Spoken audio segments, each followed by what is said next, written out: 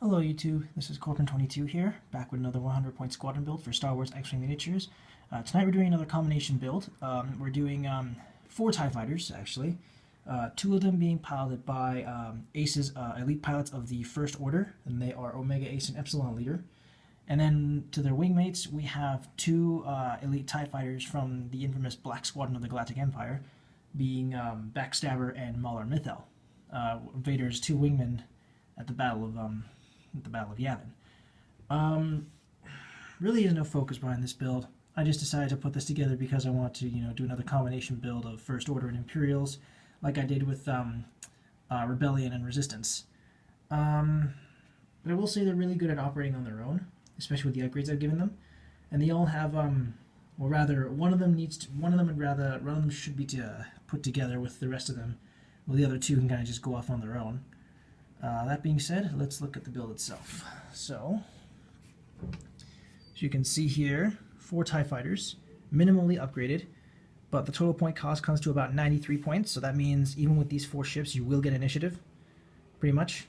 I could add more to this, but 2 of both the First Order TIEs have upgrades that I don't really possess right now, so until I get those, until I get the tech upgrades I want, I'll just have to make do with what I've got here. Until then, this is what I've got so far. So we'll start with the First Order TIEs. The first one here is piloted by Omega Ace. Omega Ace has a pilot skill of 7. He flies the First Order TIE fighter. He has an attack value of 2, an agility value of 3, a hull value of 3, and a shield value of 1. So already seeing an improvement over the standard TIE fighter.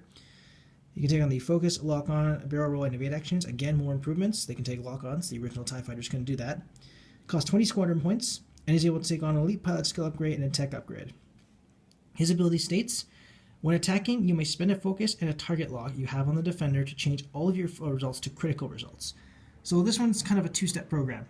Omega Ace has the ability to turn all of his hits into criticals, which, thinking about it, would actually be paired pretty well with Rex or Brath, now that I think about it, because well, Omega Ace needs both a focus and a target lock, spends both of those when he's attacking to change all of his hits to criticals, and then of course Rex or Brath has a similar ability, whereas if you have a focus token, if he deals at least 1 damage, he spends that focus and turns all those into criticals. But yeah, it's a pretty deadly ability, but it takes some time to set up, so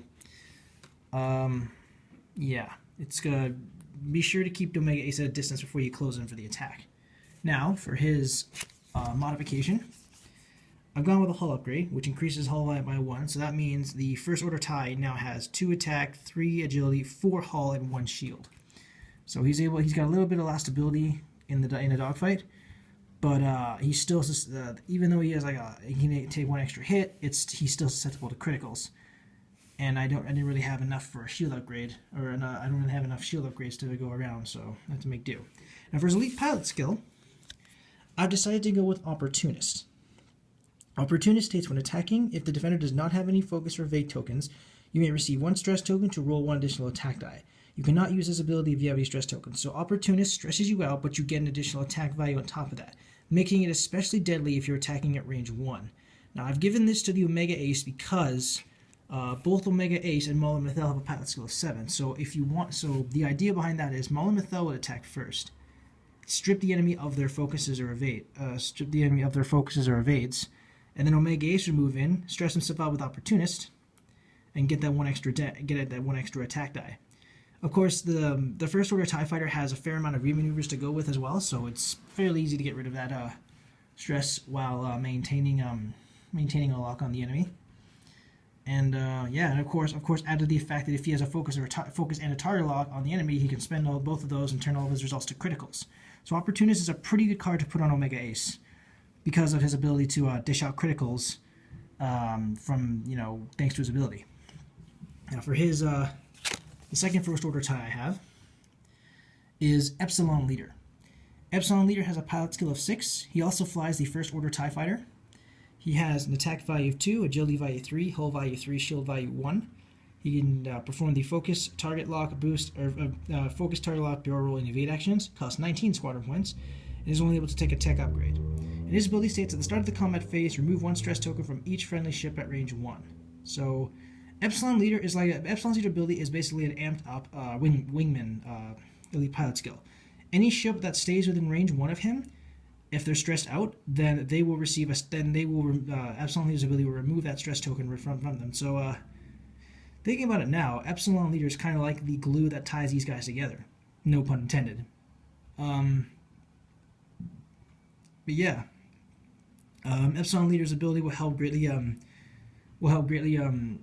boost each ship's performance value, because just in case one of them decides to perform a K-turn or a Signer's loop.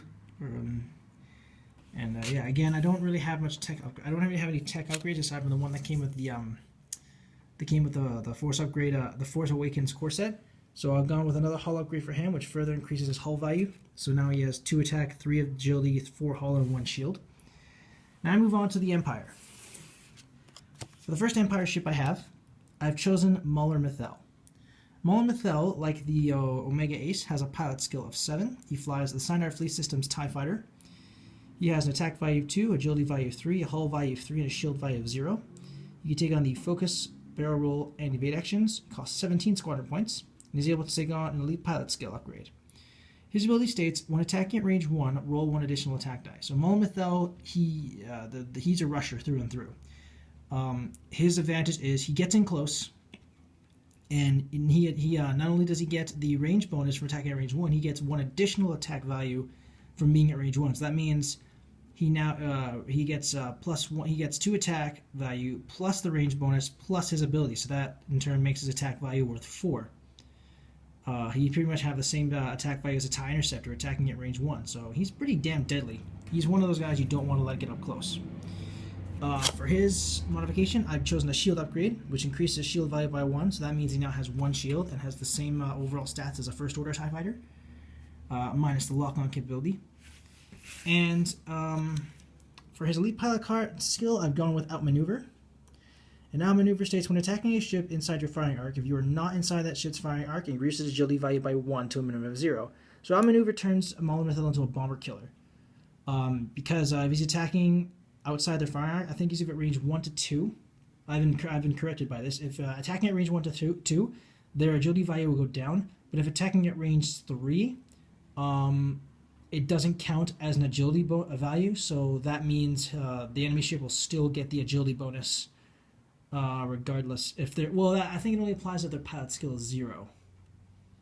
Or sorry, pilot skill is 0. Sorry, agility value is 0. So yeah. But even so, with the Outmaneuver, it turns Mauler Mithel into a bomber killer because it reduces the enemy's agility value by 1 so long as he's not outside, as long as he's not inside their firing arc, and added to the fact that he gets one more, he gets pretty much two more attack die when attacking at range 1, it makes for a very lethal combo. And for the other TIE Fighter I have here, I've gone with Backstabber, who again was one of Darth Vader's wingmen in the Battle of Yavin. He has a pilot skill of 6. He flies the Sinar Fleet System's TIE Fighter. He has an attack value of 2, an agility value of 3, a hull value of 3, and a shield value of 0. He can also take on the Focus, Barrel Roll, and Evade actions, costs 16 squadron points, and cannot take any upgrades in his upgrade bar. His ability states, when attacking from outside the enemy's outside the defender's firing arc, roll 1 additional attack die. So again, Backstabber's effect is similar to that of Outmaneuver, but instead of reducing the enemy's agility value, he gets 1 additional attack die. Again, very deadly when you're attacking at range 1, because that means he'll get the agility. He gets the attack bonus, plus he gets that additional attack die if he's attacking outside the enemy's firing arc. So, Backstabber, as the name suggests, his role is to stab you in the back, so to speak. Because I mean, he gets double attack bonus when he's attacking outside the enemy's firing arc and at range 1. I've also given him a shield upgrade for his modification, which pretty much turns his stats into the same as the First Order TIE Fighters, but he has no upgrades, so I can't. He has no upgrades as upgrade bar, so I can't really give that to him. But other than that, that's, Backstabber's ability alone should suffice. So yeah, what should I call this build? I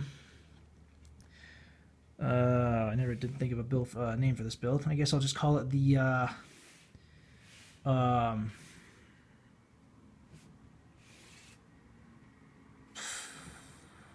I guess Black Squadron First Order races.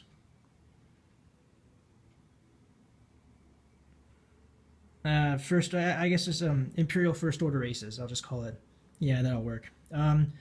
Its main advantages, well, really, the main advantage is Epsilon Leader, because as long as the TIE fighter as long as the other ships stayed next to Epsilon Leader, then if they perform like a K-turn or a Segner's loop, then at the start of the combat phase, Epsilon Leader will remove their stress and allow them to perform another red maneuver the following turn. Omega Ace, his ability is like a two-step program, so to speak. He needs to get a target lock first, and then he gets a focus the next turn. And then of course he zooms in close with, like, say, a Segner's he needs to zoom in close so that he gets the agility value bonus, and then he attacks with opportunity. He stresses himself with Opportunist to get that additional attack die, and then if he gets any hits, then he can spend his focus and lock on to turn those into all those hits into critical hits. And Mauler, Mithel, and Backstabber are pretty much rushers. Mauler, Mithel, especially with his ability to get additional attack die when he's attacking at range 1, and then of course Outmaneuver to further reduce the enemy's agility value while he's doing so, which pretty much guarantees that his attack will hit. And of course we got Backstabber, who has the same effect as Outmaneuver, but instead of lowering agility value, he gains additional attack die. So Omega Ace and Epsilon Leader will probably be the ones doing the frontal assault. Backstabber and Mauler, Mithel will be the ones attacking from behind, so to speak. Actually, just thought of a better name for the build. I'll call this a two-pronged attack. I'll call this the two-pronged attack. Pretty much, yeah, that's a better name for the build, because of course Omega Ace and Epsilon Leader will be forward, Mauler, Mithel, and Backstabber will be from behind, so to speak, or at least outside the enemy's firing arc. Disadvantages. Aside from the obvious, the First Order TIEs and the TIE Fighter and the Imperial TIE Fighters, they both have decent attack and high agility values, but without the shield upgrades, the TIE Fighters are significantly less effective than the First Order TIE Fighters. That being said, the First Order TIE Fighters aren't exactly that much more durable. I mean, sure, they now have hull upgrades, but they only have one shield to protect them from criticals. So with these TIE Fighters, you want to rely more on their agility value and stay at range 3 try to stay at range 3 as much as possible when defending, and then zoom in when you're behind them, attack them from behind with the standard Imperial TIE Fighters. Stress is also a big factor, because if Epsilon Leader is destroyed, or they're not near Epsilon Leader, then any stress that they claim, they will keep that stress until they perform a remaneuver, unless they're near Epsilon Leader by the time the combat phase comes into play. And of course, Mauler, Mithel, and Backstabber need to be as close as the enemy as possible in order to take full advantage of their abilities, and they also have to be outside the enemy's firing arc. So they're probably going to be going around the long way when they're attacking to get into firing range. By then, the enemy will probably have caught on to what you're trying to do. But other than that, not much else to say about this. So yeah, this is my two-pronged attack build. Let me know what you guys think in the comments below. Any constructive criticism is greatly appreciated. If you like, you may use this build for any competitive or casual play, or if you want, you can tweak it or revamp it to your own specifications. Thank you guys so much for watching. This is Corbin22, signing off.